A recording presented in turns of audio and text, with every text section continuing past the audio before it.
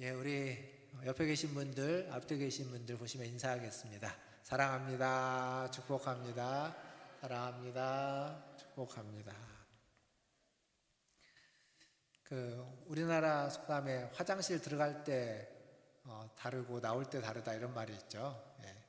이게 어떤 일을 시작할 때, 어떤 일이 일어나기 전과 어떤 일이 일어난 후가 다르다는 얘기인데, 이게 달라야 된다는 말일까요? 다르지 말아야 된다라는 말일까요?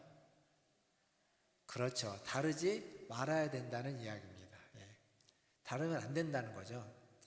지난주에 29장 앞부분에 이제 제사장의 위임식에 대해서 우리가 말씀을 봤습니다. 제사장으로 위임을 받았습니다.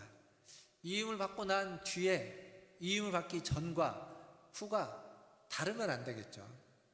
오늘은 위임을 받고 난 뒤의 이야기를 좀 할 텐데, 이게 지난주에도 말씀드렸지만 출애굽기 29장에만 있는 내용이 아니라 이게 레위기에도 레위기 8장에 제사장의 위임식이 나옵니다.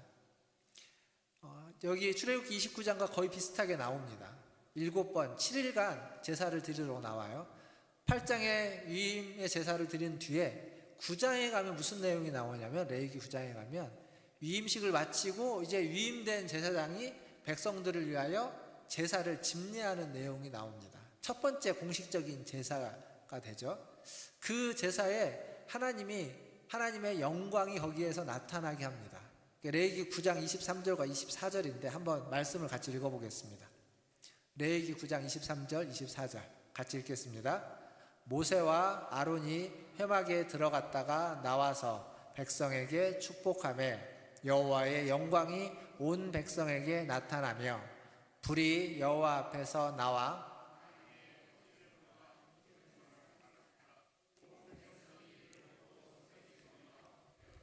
아멘. 자, 여기 보면 제사를 드리는데 모세와 아론이 회막에 들어갔다 나왔다. 제사를 이제 집례하고 나와서 백성에게 축복을 선포하자 하나님의 영광이 나타났고 불이 나와서 제단 위에 있는 제물과 기름을 다 살랐다. 백성은 것을 다 보고 엎드려 경배했다. 이렇게 이야기합니다. 그러니까 굉장히 영광스러운 장면인 거예요. 첫 번째 공식적인 제사에서 하나님의 영광이 임하고 하나님의 불이 제물을 직접 사르는 것을 그 백성들이 다 경험한 시간입니다. 그런데 레위기 8장, 9장 거기까지 좋았는데 10장에 딱 들어가면 나답과 아비후라고 하는 두 사람의 사건이 하나 생겨납니다. 나답과 아비후가 누구냐면 아론 대제사장의 장남과 차남입니다. 그러니까 장남인 나답은 아론이 죽고 나면 아론의 자리, 즉 대제사장으로서 임명될 대제사장 첫 번째 영순위 후보인 겁니다. 그런데 그들이 무슨 일을 저지르냐면 레위기 10장 1절을 한번 보겠습니다. 레위기 10장 1절입니다. 같이 읽겠습니다. 아론의 아들 나답과 아비후가 각기 향로를 가져다가 여호와께서 명령하지 아니하신 다른 불을 담아 여호와 앞에 분향하였더니 어떻게 되냐면 죽었더라 이렇게 됩니다. 이들이 방금 전에 제사장으로 임명된 아버지만 제사장, 대제사장으로 임명된 게 아니라 아들들도 함께 제사장으로 임명되는 의식을 다 치렀습니다. 그리고 난 뒤에 이들이 지금 하나님께서 명하지 아니한 불을 가져다가 분향함으로써 죽음을 맞이합니다. 왜 그랬는지에 대한 자세한 얘기는 레위기 10장 설교를 홈페이지 들어가서 찾아서 보셔서 들으시고, 왜 그랬느냐 결론만 이야기하면 이들에게 분별력이 없었습니다. 이걸 해도 되는지 하지 말아야 되는지에 대한 분별력이 없었던 거예요. 그러면 어떻게 하면 이러한 일을 막을 수 있을까? 사실 오늘 우리가 읽었던 본문 출애굽기 29장 38절부터 46절까지 본문은 제사장으로 임명을 받고 나서 그가 가장 먼저 해야만 하는 일을 적어주고 있습니다. 근데 이 일이라는 게 그렇게 무슨 거창한 일이 아니라 매일매일 해야만 하는 일상적인 직무입니다. 그러니까 매일의 그냥 기본적인 일, 매일 우리가 생활하는 기본적인 일입니다. 그 기본이 과연 이런 나답과 아비후의 사건 같은 불미스러운 사건을 막을 수 있을지 같이 한번 생각해 보고자 합니다. 그 직무가 뭔지 좀 생각해보고 그것이 어떤 의미가 있는지를 생각해보면서 과연 그것이 이런 불미스러운 일을 막을 수 있을까? 이런 질문을 가지고 좀 같이 말씀을 볼 텐데, 매일의 직무가 뭐냐? 아까 읽었던 말씀 한번 다시 38절을 보시면 어린 양 2마리, 1년 된 어린 양 2마리를 가져다가 번제를 드리는 겁니다. 번제를 드릴 때 그냥 드리지 않고 밀가루를 곱게 갈아가지고 소제를 드리고 또 포도주를 가져다가 전제도 드리고, 즉 번제와 소제와 전제를 합쳐가지고 매일 아침에 한 번 그리고 저녁에 한 번, 이게 제사장의 첫 번째 직무입니다. 오늘 우리가 또 본문에는 이 얘기만 나오지만 다른 데에 보면 제사장의 직무가 또 있는데, 그 중에 하나가 또 뭐냐면, 이건 이제 그 뜰에서 벌어지는 일이라면 성막 안에, 성소 안으로 들어가면 거기에 금촛대라고 하는 등잔대가 있습니다. 촛대가 있는데 그 촛불을 관리하는 일도 대제사장의 직무입니다. 매일 해야 되는 일이에요. 초가 잘 타고 있는지, 촛불이 제대로 있는지, 기름은 제대로 공급되고 있는지. 그리고 또 하나 직무는 뭐냐면, 거기에 분향단이라고 하는 향로가 있는데 그 향로에다가 매일 향을 피우는 일도 제사장의 일입니다. 아까 지금 나답과 아비후가 뭘 하다가 죽임을 당했냐면 향로에 향을 피우다가 죽임을 당한 겁니다. 매일 해야 되는 일이에요. 매일 해야 되는 일인데 그걸 분별력 없이 다른 불을 가져다가 했기 때문인 겁니다. 그러니까 사실 매일 해야 되는 일이라는 게 어떤 일이냐면, 우리로 생각해 보면 아침에 일어나서 씻고 옷 갈아입고 이불 개는 일입니다. 저녁에 들어오면 잠자리에 자기 전에 이빨 닦고 씻고 이불 펴서 자는 일, 이거 매일 해야 되는 일이죠. 밥을 차려가지고 먹는 일, 매일 해야 되는 일입니다. 그러니까 별로 그렇게 특별하지 않은 일인 거예요. 근데 잘 생각해 보면, 우리 이제 얼마 전에 코로나 시기가 있었잖아요. 그때 우리가 매일 했던 일이, 가장 많이 했던 일이 뭡니까? 코로나 기간 동안 마스크 쓰고, 또 뭐 했죠? 손 씻는 거. 마스크 쓰고 손 씻는 거 정말 매일매일 빠지지 않고 했습니다. 그러니까 어떻게 됐죠? 코로나에는 안 걸리신 분이 거의 없이 다 걸렸을 거예요, 한 번씩은. 근데 감기에는 잘 안 걸렸습니다. 그러니까 그 코로나 기간 동안 감기 환자들이 주로 가던 병원들은요 되게 힘들었습니다. 감기 안 걸려가지고. 근데 손 씻는다는 것, 손을 씻으면 좋다라는 걸 우리가 아나요, 모르나요? 근데 여러분 지금 그때만큼 손 잘 씻습니까, 안 씻습니까? 지금도 잘 씻는 분 이쪽에 계셨는데, 저만 해도 옛날만큼 안 씻습니다. 코로나 때만큼은 안 씻는 것 같아요.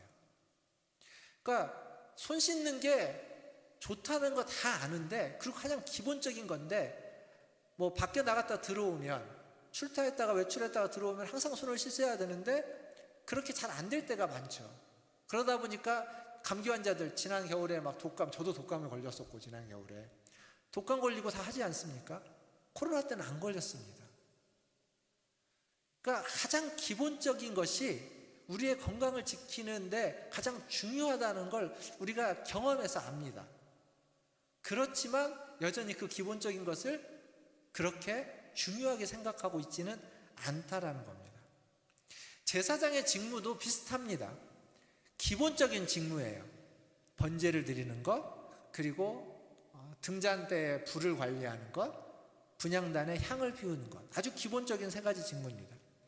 이 일상의 직무를 다 했을 때 하나님이 하신 약속이 있습니다. 그게 오늘 우리가 읽었던 본문의 42절에 나옵니다.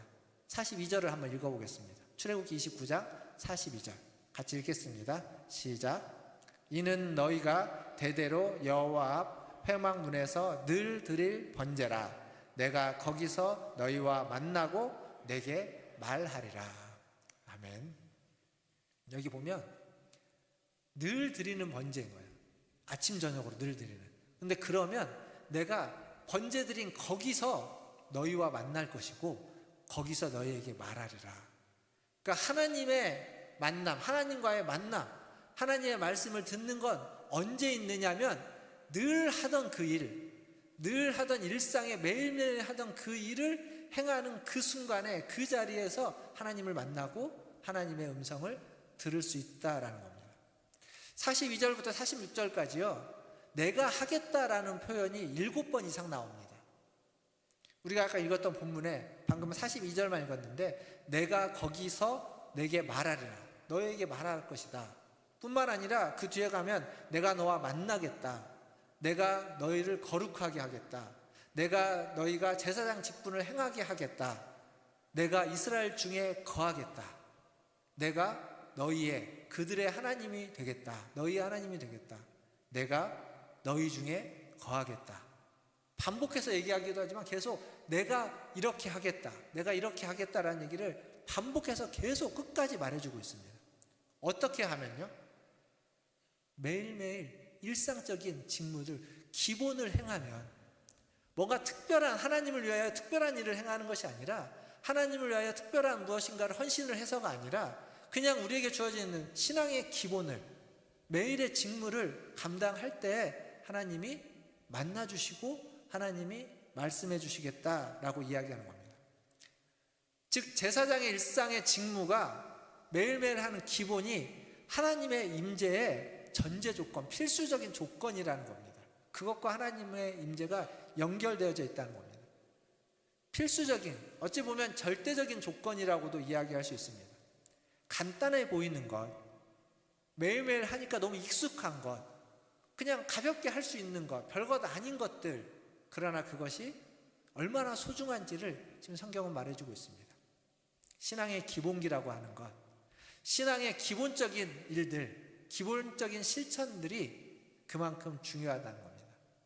신앙의 기본기를, 신앙의 매일의 기본을 소홀히 하지 마시기를 주님의 이름으로 축원드립니다. 제사장의 직무라고 얘기하니까 항상 나는 제사장이 아닌데 라고 생각하는 분들이 많다는 얘기를 제가 여러 번 했습니다. 오늘 또 한 번 하려고 합니다. 왜냐하면 자꾸 우리는 제사장 하면은 나는 아니라고 생각해요. 나는 그냥 성도고, 나는 집사고, 나는 뭐 권사하지, 난 제사장은 아니야. 성도가 제사장입니다. 성도의 다른 이름이 구약에는 제사장, 하나님이 꿈꿔왔던 건 만인 제사장이라고 이제 루터가 했던 얘기죠. 근데 하나님은 뭐라고 하냐면 제사장 나라를 세우겠다. 즉 모든 성도의 제사장화, 이게 하나님이 처음부터 꿈꿔왔던 겁니다.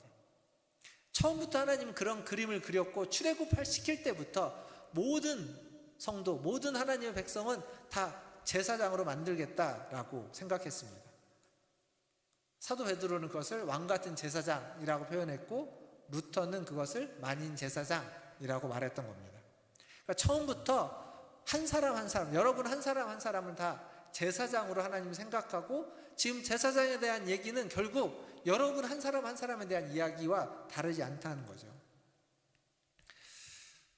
우리는요 그리스도의 피로 말미암아서 깨끗함을 입은 사람들입니다.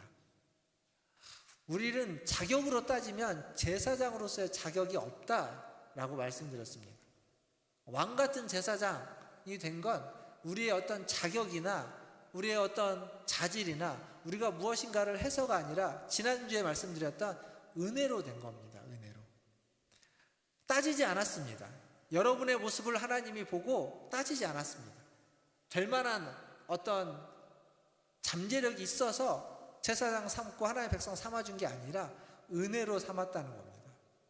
그러니까 제사장으로 임명되고 하나님의 자녀가 되고 하나님의 백성이 되는 데는 아무것도 따지지 않았는데, 근데 그게 제사장이 되어서 하나님의 자녀가 되어서도 그대로 마음대로 살아도 된다라는 것은 아니라는 겁니다. 이걸 우리가 잊지 말아야 됩니다. 분명 은혜로 제사장이 됐습니다. 은혜로 제사장이 됐는데 제사장이 되고 난 뒤에는 제사장답게 은혜 받은 자답게 살아야 된다는 겁니다. 찬양 가사에도 있고 많이 들었던 하나님은 우리를 있는 모습 그대로 받아주신다. 있는 모습 그대로 하나님 우리를 용납해 주십니다. 예, 하나님은 그렇습니다. 근데 있는 모습 그대로 용납한다는 것은 여러분이 부족해도, 여러분이 허물이 있어도, 여러분이 연약하고 여러분이 범죄했어도 하나님은 여러분을 내치지 않고 여러분을 사랑하신다는 겁니다. 그 사랑으로 우리는 하나님께 용납받고 하나님의 받아주심을 받게 됩니다. 그런데 용납한다는 게 그냥 그대로 있어도 된다는 얘기는 아니라는 겁니다. 부족한 것을 용납받은 뒤에는 부족한 걸 채우려고 애써야 된다는 것이고, 죄인으로서 있지만 하나님이 그 죄인이지만 우리를 받아주신 건 다시는 죄를 짓지 말라라고 하는 그러한 권고인 것이고, 그리고 허물이 있어도 우리를 받아줬다는 건 그 더 이상 그 허물을 이제 벗어야 된다라는 그러한 하나님의 원하심이 함께한다는 겁니다. 물론 우리가 바로 허물을 벗지 못하고 바로 죄에서 돌이키지 못하고 부족한 걸 바로 채우지 못하기 때문에 하나님은 기다려 주십니다. 기다려 주는 거지 그냥 괜찮다고 내버려 두는 게 아니라는 겁니다. 이걸 착각하면 안 됩니다. 하나님은 여러분을 기다려 주십니다. 그냥 내버려 두는 게 아니라요. 버려두는 게 아닙니다. 그대로가 괜찮으니까 그냥 그대로 있어라라고 하는 것이 아니라 거기에서 나오라고, 거기에서 벗어나라고, 그 부족한 걸 채우라고, 거기에 머물러 있지 말라고 말씀하시고 기다리고 계신다는 겁니다. 그게 하나님 우리에게 주시는 은혜입니다. 우리를 부르실 때도 은혜였습니다. 그러나 하나님 믿고 갈 때도 은혜인 겁니다. 기다려 주시니까. 지난주에 제사장의 오른쪽 귓볼, 귓불이, 그리고 오른손 엄지손가락, 오른발의 엄지발가락에 피를 발랐다고 했죠. 그래서 그것들을 거룩하게 구별했다고 했습니다. 자, 귀를 구별하고 손을 구별하고 발을 구별했는데 입은 구별 안 했으니까 입은 내 마음대로 해도 되나요? 아닙니다. 귀와 손과 발을 구별한 건 우리를 구별하는 겁니다. 우리 전체를 상징적으로 피를 바른 것이지 우리 전체를 구별한 것이기 때문에 우리의 입도, 우리의 코도, 우리의 눈도, 우리의 모든 것도 다 구별하기를 원하고 구별했다라는 이야기가 되는 겁니다. 그러니까 귀로 말씀을 잘 듣고 하나님의 말씀을 귀로 잘 들은 후에 말은 함부로 하고 말은 악하게 하고 독하게 한다면 그건 온전히 구별된 게 아닌 겁니다. 귀로는 선한 것들만 들었지만 말은 그렇지 않다면 그 온전치 않은 겁니다. 손으로는 좋은 일을 하지만 발로는 엉뚱한 데를 가고 있다면 그 또한 옳지 않은 겁니다. 온전치 못한 거예요. 온전히 구별이 안 된 거죠. 우리의 몸과 마음과 영혼이 그리스도의 피로 깨끗함을 입었다는 것, 온 존재가 구별되어진 자라는 것, 그걸 우리가 기억해야 됩니다. 그리고 또 하나 기억하고 뭐냐면 제사를 드릴 때 아침과 저녁에 제사를 드렸다고 하죠. 아침에 제사를 드리고 저녁에 제사를 드렸다. 그 얘기는 뭐냐면 아침과 저녁을 비롯한 모든 시간을 다 하나님 앞에 구별해서 드린다는 겁니다. 아침에 일어났을 때 기도하고 하루를 시작했다면 하루를 마무리할 때도 기도하고 마무리하시라는 이야기입니다. 그러니까 우리의 전 존재와 함께 우리에게 주어진 모든 시간을 하나님은 다 구별하고 거룩하게 하기를 원하신다라는 겁니다. 길게 보면 이게 결국 우리의 인생의 마지막, 인생이 어떻게 시작했든지 하나님의 은혜로 부름받아서 하나님을 믿고 살아가는 이 삶을 마지막 그 순간까지 지속할 수 있어야 되는 겁니다. 그래서 인생의 어느 순간에 하나님께 부름을 받았다면 인생을 마무리하는 인생의 마지막도 하나님께 온전히 드리면서 마무리할 수 있어야 된다라는 거죠. 사랑하는 성도 여러분, 오늘 설교가 성막과 예배 21번째입니다. 성막에 대해서, 대제사장의 의복에 대해서, 그리고 유임에 대해서 이제 21번의 얘기를 오늘로 마무리를 할까 합니다. 근데 이 얘기에 디테일한 자세한 것들도 우리가 기억할 수 있으면 기억하면 좋지만 이 성막의 이야기는 결국 어디로 끝나 귀결되냐면 그리스도와 성령으로 이어진다라는 겁니다. 성막의 이야기, 그리스도가 하늘로 올라가셔서 우리에게 보내주시고자 했던 것이 성령이죠. 성령을 보내주셔서 성령을 통해서 우리를 다시 새롭게 하십니다. 그것을 요한복음은 새롭게 태어나게 하신다라고, 다시 태어나게 하신다라고 이야기합니다. 중생이라고 하죠. 중생. 처음에 어머니의 배로부터 출생을 했습니다. 그리고 성령으로 말미암아 위로부터 다시 태어납니다. 중생. 왜 요한복음, 왜 성경은 이렇게 표현하고 있을까? 이렇게 표현하지 않고 다른 방법도 있을 텐데 태어나는 것으로 표현하고 있을까라고 생각해 보면, 여러분 이런 말이 있지 않습니까? 사람은 타고난 본성은 잘 바뀌나요? 바뀌지 않나요? 잘 안 바뀌죠. 타고난 본성은 잘 안 바뀐다고 이야기합니다. 예수를 믿어도요, 본성이 잘 바뀌지는 않는다고 말합니다. 이게 사실 목회자들의 많은 고민이, 예수를 믿는데 오래 믿었는데 사람이 잘 안 바뀐다는 것, 그게 되게 많은 고민입니다. 물론 바뀌는 분들이 있습니다. 믿기 전과 믿기 후가 완전히 바뀌어서 전혀 다른 삶을 살아가는 분들도 있지만, 하지만 우리 자신을 보면 안 바뀌는 부분이 얼마든지 있습니다. 근데 우리의 본성이라는 게, 타고난 본성이라는 게 하나님을 믿는 것, 신앙심을 갖는데 좋은 본성이 별로 없습니다. 사람의 타고난 본성은요, 신앙을 갖는데, 신앙생활에 적합하지 않습니다. 그러면 하나님을 잘 믿을 수 없는 거예요, 본성으로는. 근데 이 본성이 바뀌지도 않아요. 어떻게 합니까? 망한 거죠. 본성만 가지고는 하나님을 제대로 섬길 수 없다라는 겁니다. 그래서 하나님이 우리를 다시 태어나게 하는 겁니다. 우리의 기존에 바꿀 수 없는 본성은 놔두고, 그걸 바꿀 수는 없으니까, 그게 잘 안 변하니까 그 본성을 더 씌우는 겁니다. 뭘로? 하늘의 본성으로. 오늘 설교 제목이 하나님의 DNA죠. 우리에게 원래 주어진 타고난 DNA는 못 바꿀 수 없으니까 하나님의 DNA로 그걸 더 씌우는 겁니다. 더 씌워서 그 DNA를 따라 살라고 이야기하는 겁니다. 새로운 본성을 따라 살라고 이야기하는 겁니다. DNA라는 게 뭡니까? 본성이라는 게 뭡니까? 키가 크는 DNA가 있으면요, 때가 되면 그 사람은 키가 큽니다. 저는 그런 DNA가 없는 거예요. 어렸을 때 저희 할머니가 그랬습니다. 남자는 20살까지 큰다고. 20살이 지나자 바뀌었습니다. 남자는 30까지 큰다고. 30이 지나면 어떻게 되죠? 40까지 큰다고 하겠죠. 요즘 광고에 56세 된 우리 아빠가 뭘 먹었더니 키가 6cm나 컸어요. 뭐 이런 광고 막 나옵니다. 그러면 좋겠지만 안 크더라고요. 저에게는 그런 인자가 없는 거예요. 살찌는 어떤 DNA, 살이 물만 먹어도 살찌는 분이 있으면 그분은 조금만 먹어도 살찌는 겁니다. 어쩔 수 없어요. 때가 되면 찌게 돼 있어요. 그러니까 DNA라는 건 그런 겁니다.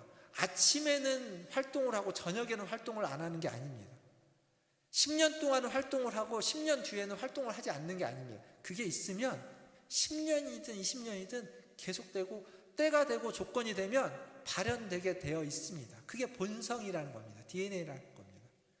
그러니까 우리가 하나님의 본성이 우리에게 주어졌다는 것, 성령으로 말미암아 하나님의 DNA가 우리에게 주어졌다는 것, 우리가 그 본성을 따라 살 수 있다는 겁니다. 거부할 수도 있죠. 내가 원치 않으면 본성을 안 따라 살 수도 있습니다. 억지로 노력하면 버틸 수도 있습니다. 그러나 본성은 언젠가는 발현되고 언젠가는 드러나게 되어 있는 겁니다. 그래서 우리가 예수 믿다 우리 자녀들이 신앙생활 하다가 신앙생활 잘 안 하고 있는 자녀들, 언젠가는 돌아올 거라고 믿고 있는 그 한 가닥이 이런 겁니다.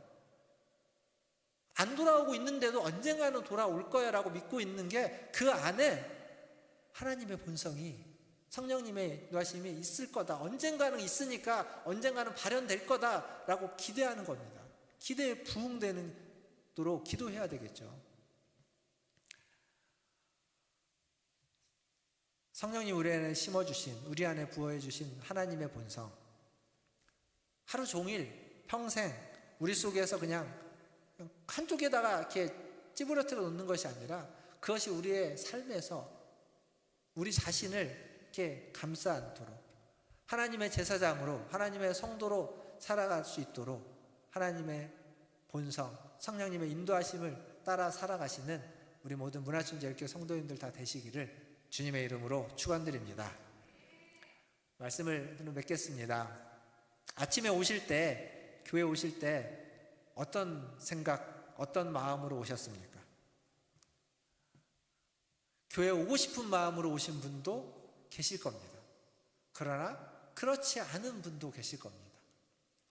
어떤 마음으로 오셨는지 다 다를 거고, 제가 그 마음들을 다 헤아릴 수도 없을 겁니다. 그러나 한 가지 분명한 건, 지금 여러분이 여기 있다는 건 여러분이 원하는 마음을 가지고, 여러분의 스스로의 마음과 발걸음을 가지고 오신 분이라면 여러분의 마음을 따라 오셨겠지만, 그렇지 않은 분은 자기도 모르게 무엇인가 이끌려 온 겁니다. 근데 근본적으로 보면 여러분의 발걸음을 이곳으로 인도하신 성령님이 여러분 안에 계시는 그분을 따라 여러분이 여기에 왔다라고 저는 믿습니다. 오고 싶지 않았는데 여기 와 있는 거죠. 오지 않을 이유가 많았는데 어쩌다 보니까 꾸역꾸역 여기 와서 앉아 있는 겁니다. 그건 성령님의 인도하심, 여러분의 본성을 따라 간 것이 아니라 여러분 안에 있는 하나님의 본성을 따라 오신 겁니다. 그렇게 하도록 성령님이 이끌어 주셨다고 저는 믿습니다. 살아가는데 어렵고 힘든 일들이 많이 있겠죠. 내가 지금 제대로 살고 있는지, 어떨 때는 잘 못 살고 있는 것 같다라고 생각될 때도 있을 겁니다. 본성대로 살면 쉽습니다. 그러나 본성을 거슬려서 하나님의 본성을 따라 살아간다는 건 쉬운 일이 아닙니다. 쉽지 않은 일입니다. 힘들 겁니다. 때로는 내가 지금 잘하고 있는지 의문이 될 때도 있고, 때로는 잘못하고 있다고, 나는 잘 못했다고, 실패했다고 생각될 때도 있을 겁니다. 하지만 하나님의 본성을 따라 살아가려고 애쓰고 노력하신다면 괜찮습니다. 그리고 바울은 이렇게 이야기합니다. 빌립보서 4장 13절에서 바울은 이렇게 말합니다. 내게 능력 주시는 자 안에서 내가 모든 것을 할 수 있다. 여러분에게 본성을 주신 분이 여러분을 그 길로 이끌어 주실 겁니다. 따라가려고 하는 자세와 태도만 있으면 되는 겁니다. 실패해도, 실수한 것 같아도, 잘 못해도 그러한 자세와 태도를 견지하시기를 바랍니다. 성경 캠프 있다가 이제 가서 또 시간들을 보낼 텐데, 가는 분, 같이 가시는 분도 있고 못 가시는 분도 있습니다. 못 가시는 분은 못 가시는 분대로 이유가 있고, 또 일이 있어서 못 갈 거고, 가는 분은 가는 분대로 이유가 있고, 또 어떤 마음이 있어서 갈 겁니다. 어디에 있든지 우리 안에 계신 성령님은 우리를 이끌어 주시고 우리 안에 능력을 주시고, 그리고 그 능력을 따라 행하게 할 겁니다.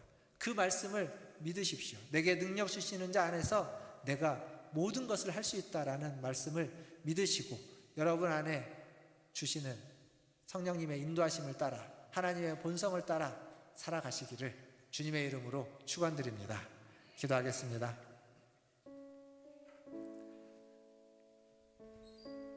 오랜 시간 성막에 대한 이야기들을 씁니다.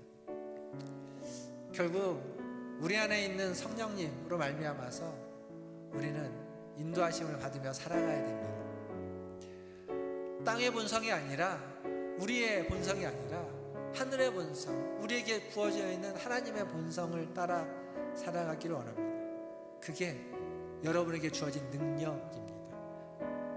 내게 능력 주시는 자 안에서 내가 모든 것을 할 수 있느니라 말씀을 믿으시고, 여러분 안에 부어주시는 하나님의 본성을 따라 하나님의 자녀답게 살아가기를 위해서 우리 같이 한 목소리로 기도하며 나아가겠습니다. 기도하겠습니다.